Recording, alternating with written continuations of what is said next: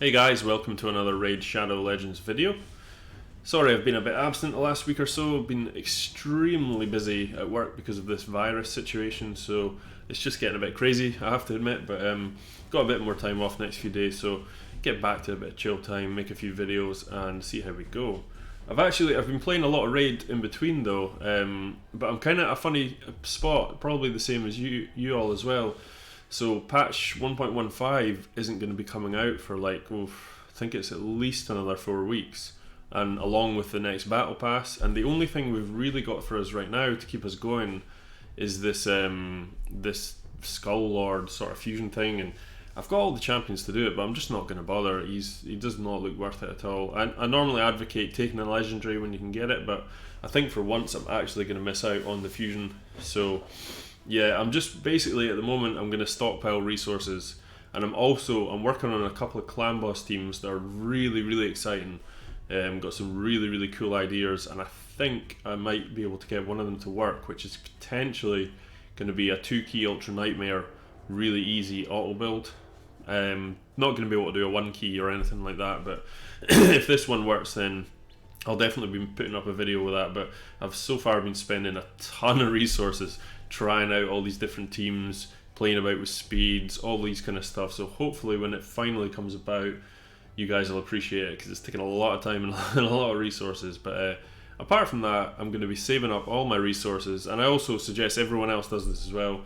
Save up all your resources, guys. Don't get baited in by all these stupid events and summoning things they keep doing. They keep putting out these summoning events to try and get you to spend your shards. Save on your shards, save on your silver.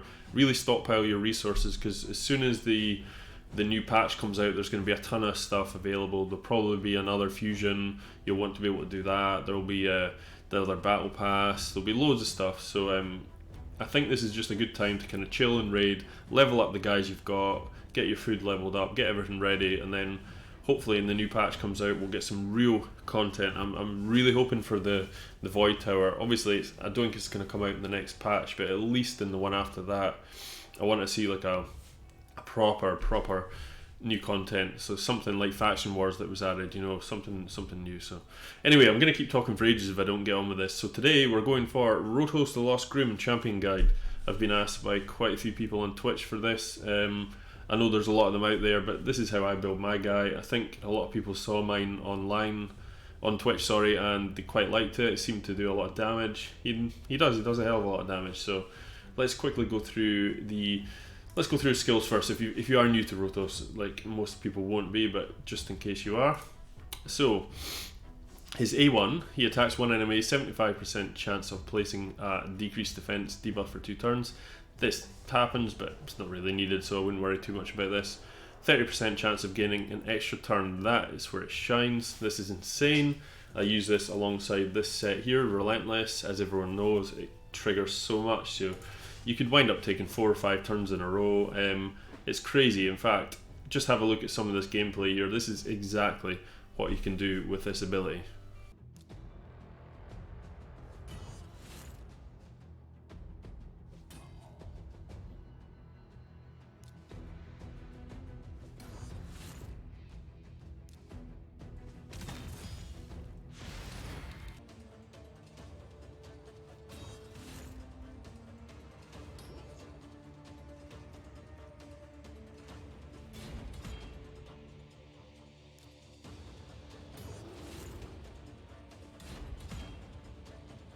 Yeah, it's pretty crazy, isn't it? So that is Rotos in all his glory. Now that's the only one that triggers an extra turn is there.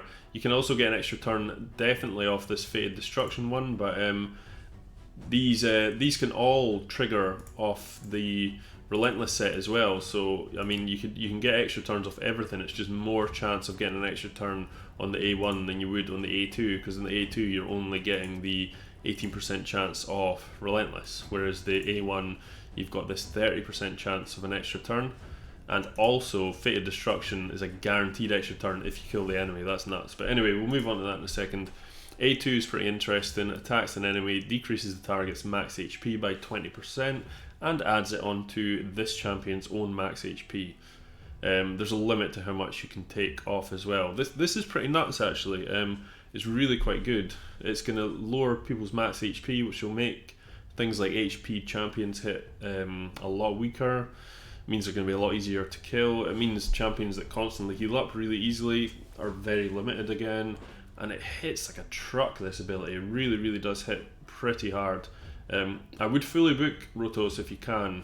It is a fantastic amount of damage you can do with this guy, but you definitely need him fully booked up. And look at this 2-turn cooldown. I mean, as soon as you get an extra turn, this just comes straight back up basically. So you can see how crazy this gets. Fade Destruction is his best ability though. You're looking to ignore 75% of the target's defense with this attack. They're all snipe attacks, so they're all just one person. There's no AoE, but this is a crazy ability. It goes straight through unkillable, straight through block damage.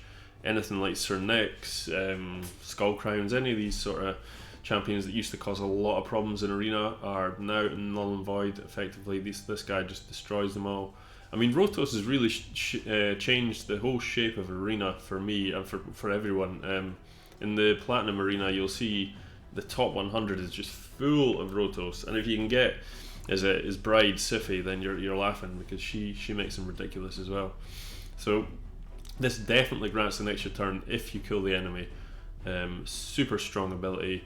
So you can go in straight off the bat, look for someone that you know you're going to kill, hit this ability, boom, kill them, then go to the next target, hit this ability, get an extra turn, then boom, hit them again. And because this is in a 3-turn cooldown, this has already come back up, so then you can cycle on, take out somebody else, then you can use this ability. You know, it gets silly. There's so many times where I've just killed a whole platinum level team with this one champion, you know, straight off the bat. I'll use something like Arbiter to put the attack up and speed up turn meter, things like that. Put them to sleep or something with the with Kymar, and then just come out with Rotos and just snipe the whole team straight off the bat. It's pretty nuts. It's absolutely nuts. And then his passive's really good as well, as if he didn't have enough. His passive basically reads here that he can't take more than 50% of his max HP from one hit of an enemy. So if anyone snipes him, like another Rotos, he can't be sniped under winner. The most amount of HP he can lose is 50% of his HP, which is really good survivability, especially for like massive AoE things that come and snipe your team, you know. I'm going to do a video in a wee bit, but I've found one champion, this girl here, Kutraxa, basically totally annihilates Rotos for this reason.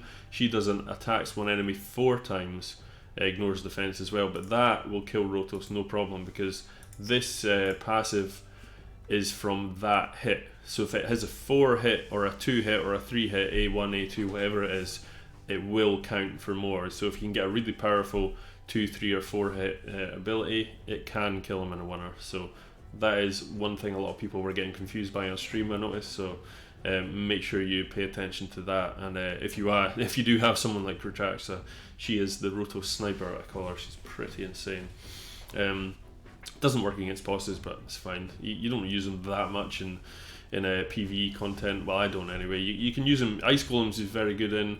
He's actually really good in clan boss if he's in the right team, like one of these rush teams. But generally, this guy's arena through and through.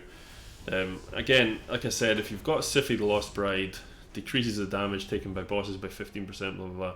But if by 30, if Siphi the Lost Bride is in the same team, and if he's in the same team as Siphi, he gets revived and stuff, is crazy. So anyway, let's quickly look over his mastery. So I've got him kitted out in, going straight down to Flawless Execution. You want critical damage with him.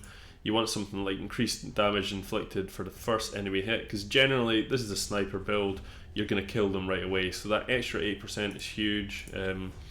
Increased speed, that's just to kind of get there.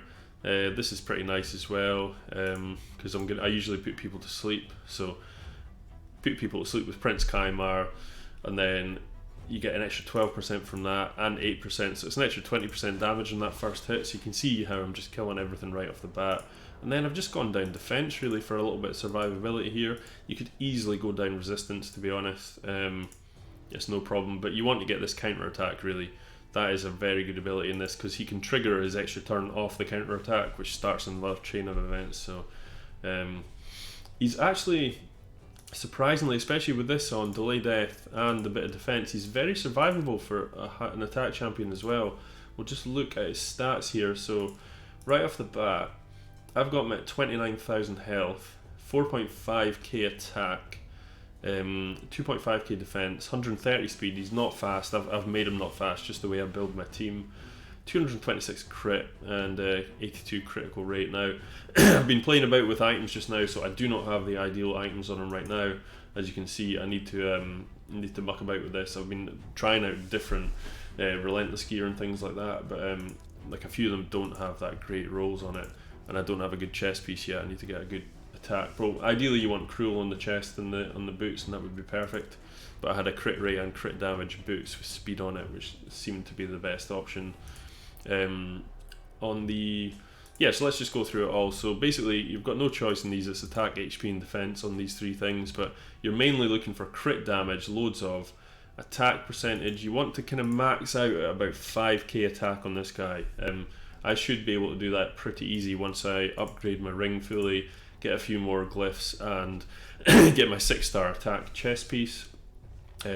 Also, I got a lot of rolls on like defense and things like that, which didn't really help.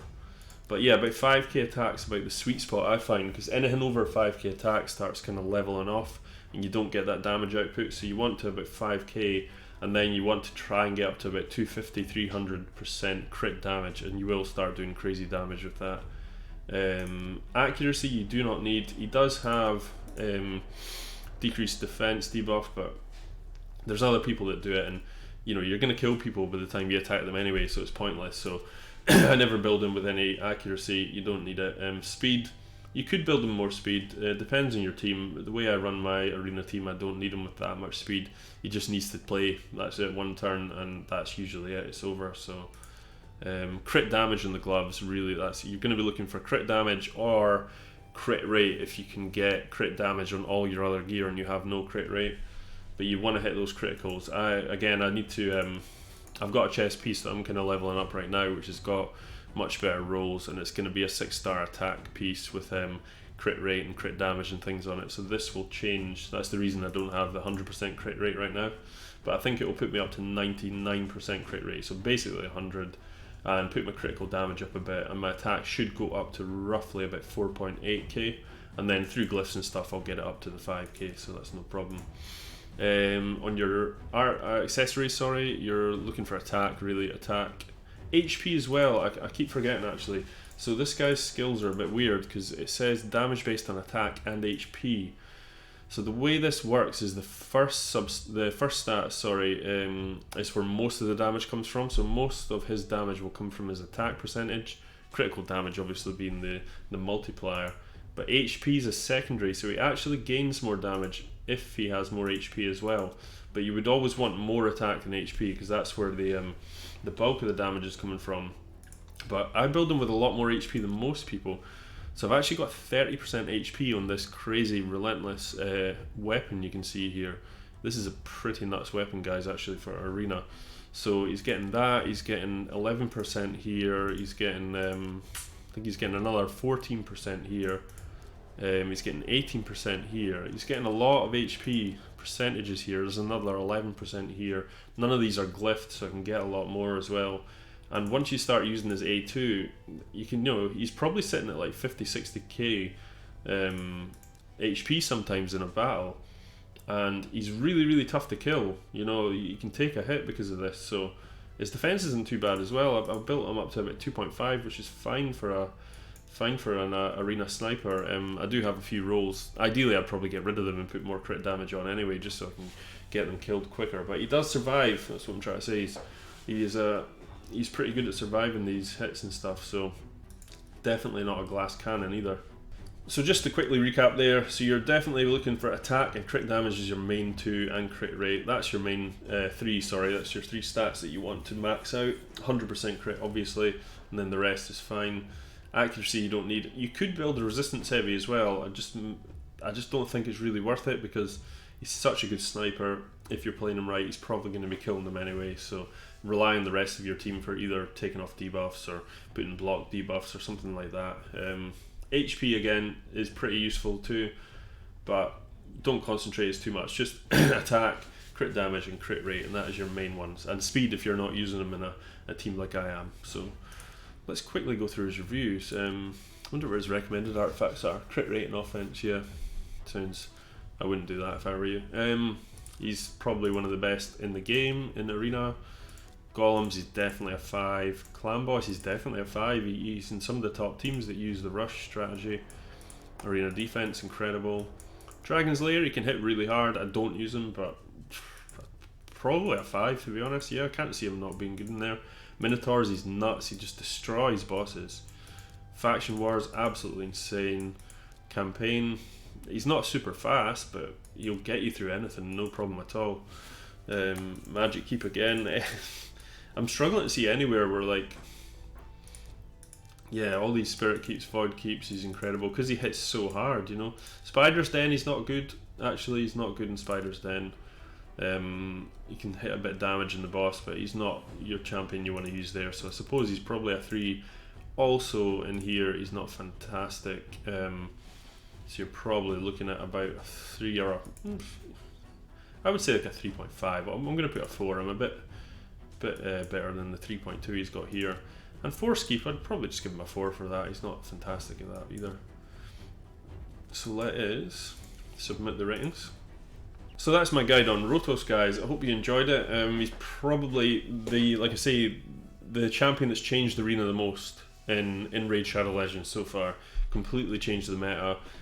Everyone seems to have him because they all did that fusion. He was a fusion way back when they released this. I think it was patch 1.13. I can't exactly remember, but when they released the all the new champions like Siphi and that, they put this guy on the fusion. So a lot of people have him. If you ever see a team with 2 of them, that is a nightmare.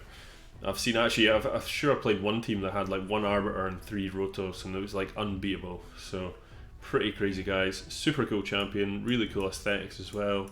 And great. Hope you enjoyed the video. Please like and subscribe to the channel. It really helps me out. Try to push the subscribers up so I can get onto the YouTube train a bit more. Try and stop my regular job and do a bit more YouTube would be fantastic. I really enjoy doing this. So please like and subscribe. And to all the people that are subscribing and commenting and watching my videos, thank you very much. Also the people on Twitch, really appreciate you all. So always good fun. And yeah, have a great day, guys. Take it easy.